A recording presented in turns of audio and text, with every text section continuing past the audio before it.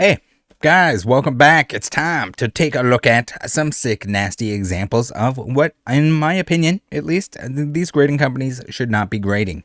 And the entire video was sparked by these examples here, one of which is on the screen right now. We got the Abra. We got it personalized. You know how I feel about personalizations. If you're going to get something personalized, if you get an autograph that's personalized, no, that's not a free pass to remove the personalization. It's not a free pass to, in this example, cross it out, scribble on it. It's weird that anyone would think that that's a good idea, that it makes it look better than it did prior to. But again, nothing should surprise me. Nothing will surprise me. If there's a way for people to try to scoot around, avoid that personalization. In this example, probably at an event that required that personalization. Okay, it's your card. You want to scribble out your name on your card and somebody else wants to buy it, even though it looks like absolute dog crap. Sure. But at the same time, the fact that PSA is going to put this bad boy in a case is, once again, I'm embarrassed for them. I think this is dumb. The fact that they're going to put authentic on the label, and don't worry, they're gonna let you know down below that it's authentic altered, just in case you couldn't tell. Now, to me, again, PSA, as they stated on my recent video, they want to make sure that they have a good relationship with these artists.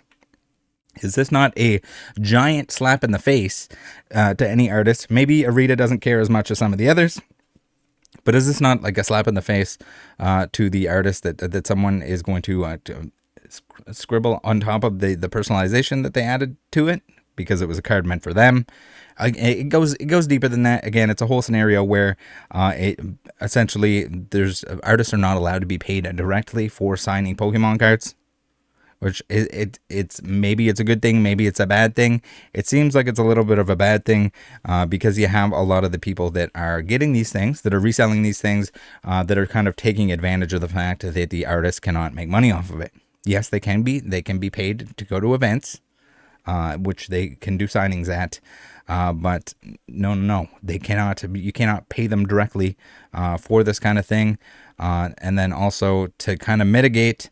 We've seen issues where people will just bring a bunch of people. They'll bring a bus full of people to get things signed because they're going to be resold if they limit per person, that kind of thing. And then the actual people that want to meet the artist, actual people that want to have stuff signed for themselves, maybe they miss out on that chance, or it's limited, or they have to wait longer, or they don't get in at all whatsoever. It's not good. It's not good. I don't know what exactly the best fix for this is, but I can say that it's not a good idea for PSA to authenticate this. Now, if this had an actual grade on it, if the card was graded, let's say it's an 8. I don't know what it is. We'll say it's an 8. Say it's a PSA 8. Then it would say PSA 8 on there, and the card grade here would not be able to say authentic altered because it would have the 8 grade. So their system is bad enough that they can't even designate that it's altered if you get the actual grade on there instead of just authentic. Right. You would think that would be an easy fix, but who knows?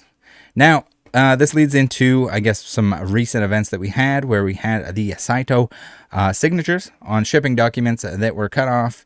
And then PSA was like, oh yeah, we're going to make it all right. We're going to do it. We're going to resolve the issue. We're already in contact. We're actively engaging with the affected artist. So you would think that if like the artist is your priority, like how much of your revenue is really based on this? Is it going to make or break the bank? I don't see the trade-off being even close to worth it here. Why would you put something like this in a case, authenticate it? Sure, the autograph is probably real, but even if the card itself is fake, or as we've seen, or it's altered in any way, it shouldn't. Just why? Just don't. Like the artist is probably not cool with this. They'd probably say no, don't do it. And the benefit to like the benefit to what is like a potential like pissing off the artist is not worth it. I shouldn't have to explain that to them, but that's what it is. All right, so we had this whole ordeal where we had a PSA employee, the Authenticator at PSA, who's now fired, who, according to my sources, is now fired, who was essentially cutting up shipping documents, putting them on, making his own custom cards. No, you should not be able to make your own custom card with artwork that you do not own, that's unlicensed. Again, one of the main purposes of these grading companies, if you want to argue for one of their main purposes, you would say, you know what? But Rattle, they're making sure that the cards are real. They're making sure that they're licensed cards. If you can't prove that it's licensed, it's no different than the Fun School stuff. The Fun School stuff, there's no proof whatsoever that it was licensed. I hard doubt. If you can't prove that something's official, that there was an official release for it, that it's licensed, then you don't grade it. It's pretty simple. You would think that they're just sticking to those rules. Like, there's a ton of stuff that PSA won't grade. There's a ton of stuff that CGC wouldn't grade, but then they said they wouldn't grade non-factory cuts, but now they do because Sean Bassick money. Ridiculous. Insane. So here's another example here. We just got the crossed out name. As soon as you alter a card, I think even if the card itself was altered and it was signed, let's say they take the old polish out and they start polishing that bad boy. The card is altered. Let's say they color in some of the blue on the back. Yes, it's still altered, and no, you shouldn't be putting it in a case whatsoever. Unless you have some kind of special case, like the dud case, you want to put the green around the outside and saying like super altered to the extreme, do not buy, this is worthless. Someone altered it. Sure, at that point, make it so this is not obvious. Someone has to type this in, come in on here, hope that it's just authenticated and not actually graded, because if it was graded, this would not show up here as the authentic altered.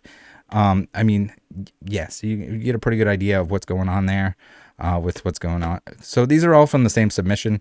We also have, they had a Charizard from Celebrations signed by Post Malone. I know this is probably just real and fine. Personally, I don't understand why you would want a Post Malone Charizard, but again, to each their own. As far as I'm aware, Post Malone is not a Charizard baller, but whatever floats your boat. Now, let's get into another example of what not to grade. We got CGC here. People are going to say, what the hell, Rattle? Where are all the BGS examples? Well, BGS has been non-existent. And people are like, should I be grading with BGS? There's no bad news about them recently. Well, there's probably no bad news about them recently because it seems like people are not submitting to BGS anymore. Or at least not to any significant number, that we don't have to look into this, that there isn't much controversy because, I mean, again, there usually wasn't that much other than the fact that there's tons of stuff. I mean, PSA is guilty of it as well, where there is something that comes out as altered. There's proof, there's before and after images of that exact card with the exact same features on it that's altered. They don't deactivate the cert, they don't do anything about it.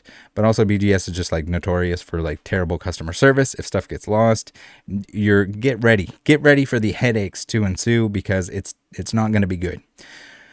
All right, so CGC in this time. So we have PSA, who is kind of making sure that CGC can't get an advantage. That advantage being that they will grade pretty much fucking anything in 2023, maybe in 2024 as well. We'll see. But CGC is desperate. They're lacking in business. It's not the pandemic anymore. It is not free tendy season where we had every single grading company pop up from anywhere and everywhere that ever existed because people realized it would be free money. What? PSA is not taking submissions right now? Oh my god, we can take advantage of that. All these new people to Pokemon that don't know what they're doing and just want slabby wabbies? Oh my god, that's free tendies. And so we had every three-letter alphabet company pop up saying that they're going to put your cards in plastic because it was very easy to put your cards in plastic. It's not a difficult task, and it costs them very little to do so. You don't have to spend very much time showing what the condition is, and people at this point in time have kind of conditioned themselves to, pun intended, to basically accept the fact that grading is going to get it wrong. They're going to crack it out and they're going to send it in again. They think that they're going to game the system, or that it's just part of the system. That yes, you're going to get terribly misgraded stuff. It's going to happen. If you send it back in the case, they're probably just going to say, "Hey, no, this is what it is. Our head grader told us that this is the actual grade that it should be." Unless it's like really egregious, like if it's folded in half and it gets a 10 because they accidentally hit the wrong button, giving it a 10. But where are we? CGC, stop, please, for the love of God. There's so I mean, there's no stopping it at this point. They've gone full sellout. We got Sean Bassick, who is providing more cards than everyone else combined, in order to put them in his junk slab mystery boxes. Whoop-de-doo. And then CGC is like, oh yeah, baby, let's post our big ass numbers. Look how many cards we're grading. And then PSA is like, well, we got to keep up with that. But on the other side of things, you'll notice everyone's like, oh, error card, you better send that into CGC. They'll grade it. They'll grade any error. Well, yes, but also to a fault. You can't grade anything. You should not be grading anything. You should not be authenticating anything. Yeah, I get it. It's your job. You have to do it. But you shouldn't be authenticating anything that is possible to replicate outside of the factory. So we've seen up on the top here, we got the chopped cards, a whole ordeal, a whole series of events where we had cards that were cut up with scissors, pieces of the cards cut off, and they graded them as miscuts. I shouldn't have to explain to anyone that, like, if there's no extra card on there anywhere on the card that you can't prove that it wasn't just somebody that chopped them off with scissors, you shouldn't be grading them. Same with the non-factory cut stuff. Again, they went against their own rules. It was like, no, things can't be non-factory cut. They were even hesitant to grade. These companies were hesitant to grade square cut anything because they thought maybe they were coming from sheets. But now CGC is like, yeah, you know what? It's fine if it's a not factory cut card, especially if it's coming from Sean Bassick. We're going to ignore the fact that he's linked to Evan Mathis, who came out as cutting up sheets of cards. Weird that Sean Bassick does not want to be associated with Evan. And even put up a stink on sports card forums before he came into Pokemon.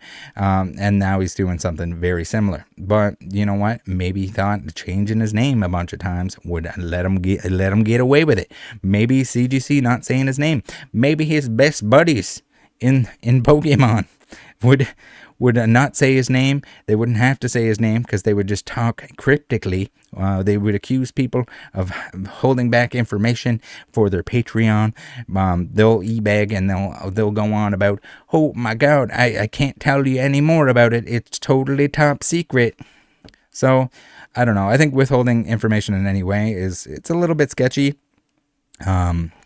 Do I think people should charge for it? No. But do I think that people, if they have nothing to hide and they're doing something honest in the hobby, like this is just reeks of absolute wiener babery. Yes, that is a new word. So then we have PSA. Sorry, guys. Sorry. Not cutting that out. I'm, yes, still sick. It's been like a week.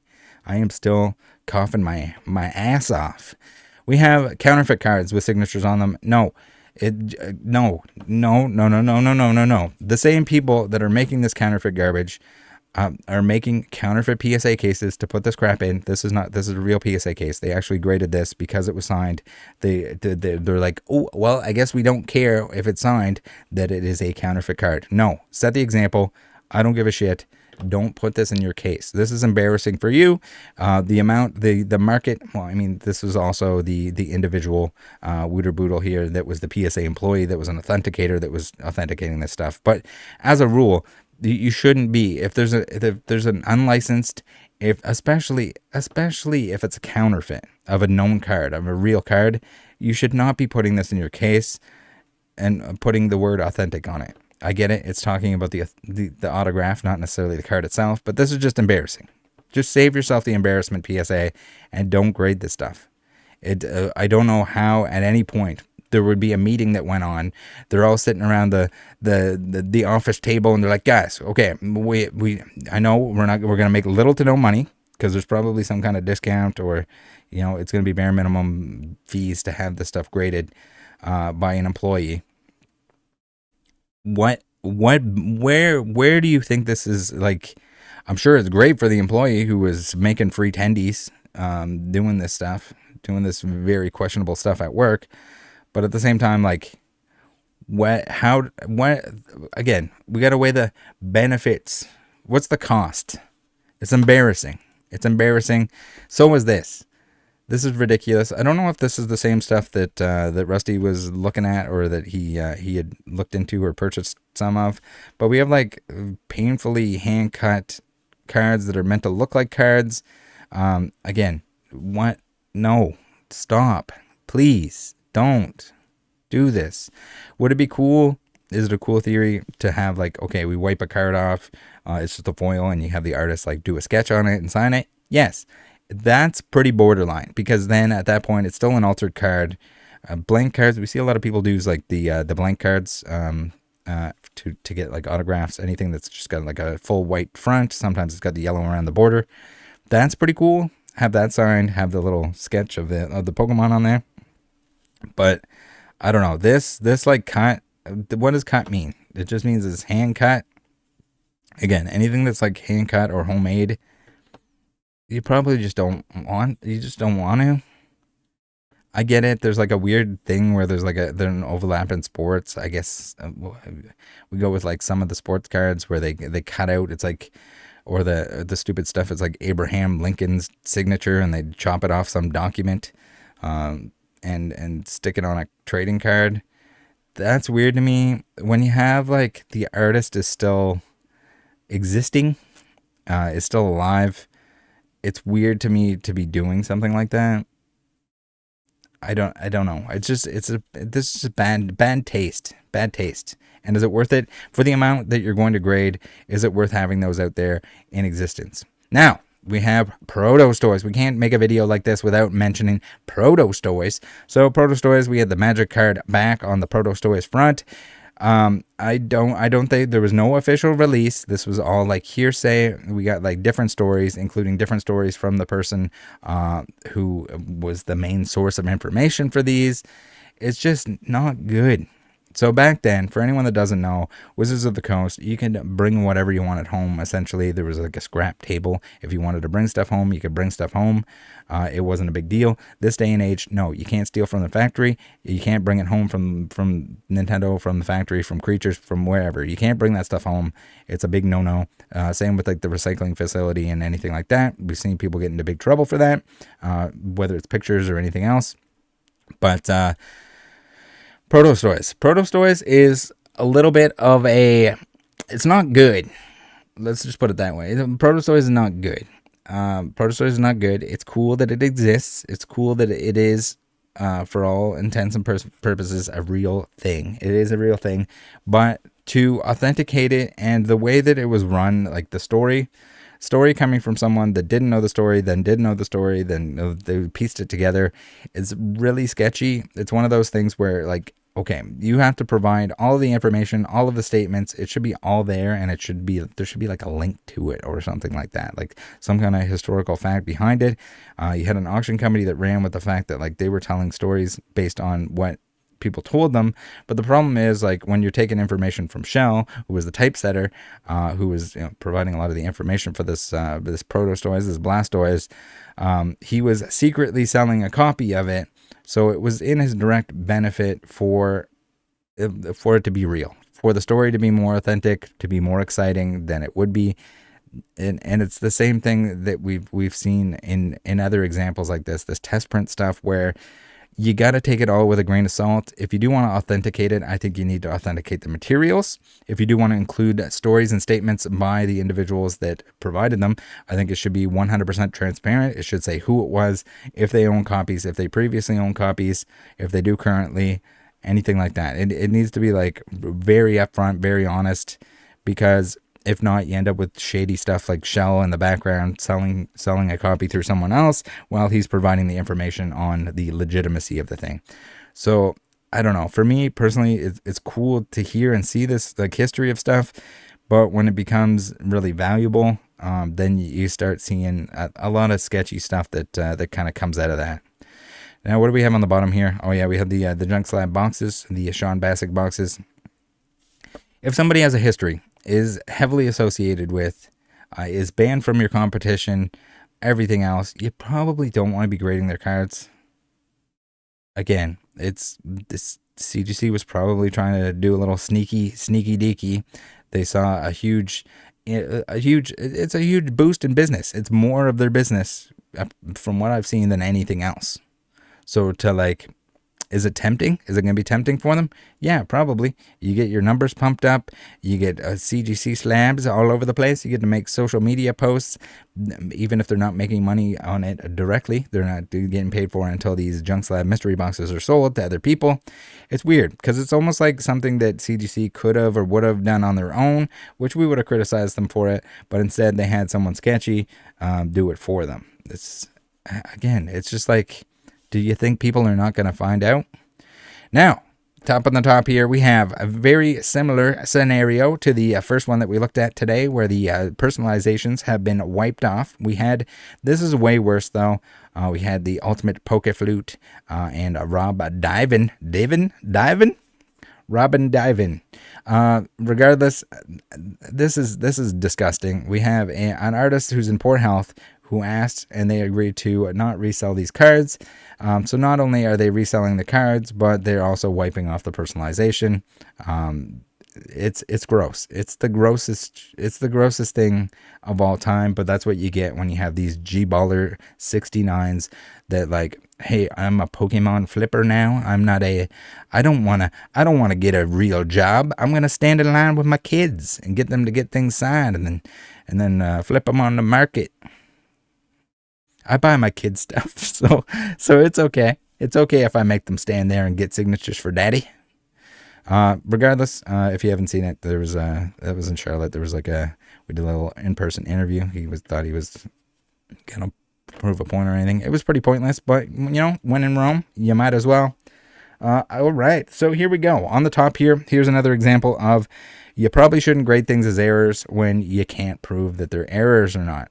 Again, this is a little bit of, if you're not going to put the work into finding out where the card came from, because you could have asked the person, not the person that submitted it, but the person they bought it from. If you asked them, they would have told you that the front of this Charizard was removed with lamination. It was laminated. You guys have all seen or heard, maybe even had copies of your own. Lamination was a pretty cool thing back then, and maybe you had access to one. But it had lamination on it. It got pulled off. The pulled off lamination removed some of the ink on the front side. They graded it as an error, an obstruction error. I think that's what they called it. It wasn't. Again, this was like desperate CGC trying to find like their niche outside of the Sean Bassett bonus box that they've been accepting. That little partnership there. This was their like claim to fame. Is that they're going to be the error. They're going to be the error. I'd love to see this thing under magnification as well to see if you can actually tell to any extent. I don't know how much they would have looked at it if they didn't bother finding out where the person bought it from, where they got it from. Again, like people in this hobby, or even these authentication companies, or anyone that's buying this stuff, it's very important where it came from. Even more so, like people are like, oh, is this booster box real? Where's it coming from? Where'd they get it? Who'd they get it from? So like even if you're the type of person that bought something new and you're holding on to it, like keep your receipts. Be able to prove where exactly it was purchased from, for how much, and it was cheap at the time. So like the motivation for a big seller or a store to reseal something is basically non-existent. And if you had it since then, voila, you have the actual literal receipts, or receipt, I guess. All right, so what else we got here? We got the disco-based Charizard.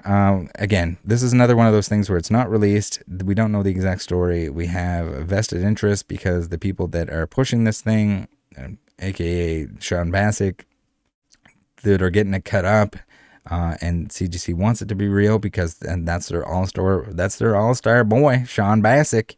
Again, I don't know why you'd ever want your name attached to him, other than if it's money related.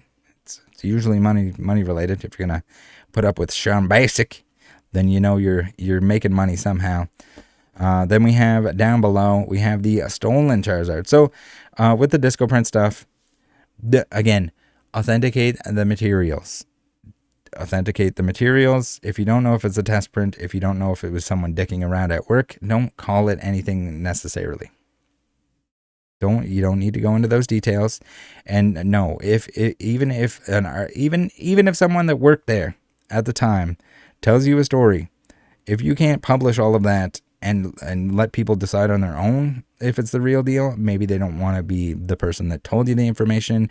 Maybe they want to be secret about it. Maybe they have copies of it. Maybe they have sheets of it. Maybe they know something. Maybe they don't know something. Maybe they don't totally recall, and then you're going to reword what they said. Make it exactly what they said. Make it a direct quote of what they say. And if they don't want to put their name on it, guess what? Unfortunately, you can't use it. It's not reputable. It's not any sort of actual source or evidence that something exists. Unfortunately, that's how it works, or how it should work. Now down below here we have the Charizard. Okay, so CGC I guess is the only one notorious for this. We've had PSA grade some stolen celebrations, but they dialed that back, deactivated it. Apparently it was an oopsie doopsie. CGC on the other hand, they'll straight up grade a stolen shit. They have graded stolen shit. Special delivery Charizard being one of those examples, and they like to put that inadvertent early release. Again, this is another one of those like desperate, why do this? But again, as the underdog, as the company that is, you know, that you got to hear all the time, you're not PSA, you're not PSA. It's not the pandemic anymore, and you're not PSA. So what are you going to do? How are they going to tread water here? Are they going to grade a bunch of stuff that's stolen? Well, I guess they were grading the stolen stuff even during the pandemic. So like, that's the thing too. It's just like, they want to be front and center. They want the attention for it, but also like, you got to remember that like, the people that are taking this shit, they're getting in a lot of trouble. They're getting in big trouble. I know I have to explain this to people every time, but even though it's cardboard, even though it's Pokemon cards, even though it's child's cardboard, whatever you want to call it, however you want to frame it, it's still IP. It's still property that someone stole from work where they signed a non-disclosure agreement. If you're working with Pokemon Company, whether you're anywhere from the creative side, the actual printing side, the transit, all that stuff, you've signed something saying, and not to mention that, just the fact that you can't steal from work blows my mind that people don't understand that. We had, again, for the millionth time, we had the two guys sued for a ton of money by the Pokemon Company because they leaked images of the Sword and Shield guidebooks. So how that hasn't happened in the trading card end of things, and I'm just waiting. I'm waiting for the day for that to happen. Not just for someone to lose their job and then maybe end up with a criminal record. You certainly don't have a reference from your place of employment that got rid of you, or when someone asks you, hey, what happened here? Why don't you work at the Millennium Print Group facility anymore? And you got to tell them, hey, it's because I was stealing Pokemon cards from work. Like, I don't want to hire, not that I'm hiring anyone, but I wouldn't want to hire anyone that was stealing from their place of employment. Like, that's an immediate, like, no thank you. Next candidate, please. But yeah, I don't know, just contributing that, and like, not only is it bad because there's like an initial value, there's the initial incentive that people, that's why I'm saying, like, don't buy the stolen stuff either. Shout out to Apple baby.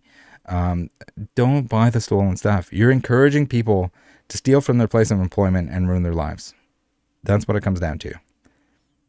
For what? So you can make a YouTube video, or so you can put it in a case. The thing with this is the inadvertent early release is the fact that it still, at that point, potentially holds a premium because it has a special designation. If not, if the special delivery Charizard just existed, someone had it early, they can flex it. So there is that motivation. They can be like, oh, look what I got. I'm a G-baller. I got my special delivery Charizard. No one else has one yet. Sure. But putting it in a special case that commemorates the fact that it was stolen, essentially, might be an extra incentive on top of that. So shame on CGC for grading any of that stuff. And then also just overall, just grading stuff for people that are wronging others, that are terrible people, that are banned from your competition, that are shady enough that you can't even mention their name. It's embarrassing. It's embarrassing. All of these examples are embarrassing. If I forgot anything that you guys think are shouldn't be graded by the grading companies, that is being graded by the grading companies, please let me know. I think they should be selective And again, like most of the stuff, well, outside of the stuff, the Sean Bassett grading stuff, most of these examples are not things that necessarily are going to make or break. Like, how many people are crossing off names and sending cards in? Like, to just not accept those is, I would think that that's a no-brainer. But maybe they just didn't care or didn't think, like, hey, how's this going to look versus what it is, what had the benefits that they're. Yeah, well, how many cards are there here? Three of them. Are there more than three? Maybe there are more than three. If you've seen anything, or if you guys see anything that's a little funky and weird like this in the future, do let me know. I'd like to take a look at it, but yeah, well, I mean, even with mistakes like label mistakes, or anything like that, or like grading, like egregious grading mistakes where it's like a beat the hell Charizard and it's a 10. Like, the companies it's in their best interest to get that back and off the market, because it's embarrassing. We've covered a lot of those on the channel here. Mislabels, any of that stuff it's embarrassing, and it makes them look not professional. It's like you might as well just remove the P off the front of your acronym there. But that's all we got today. I rambled a whole lot. Thank you to anyone and everyone who made it all the way to the end of this. And make sure you're in the Discord, hanging out. We'll be in there. See you there. See you next time. Bye.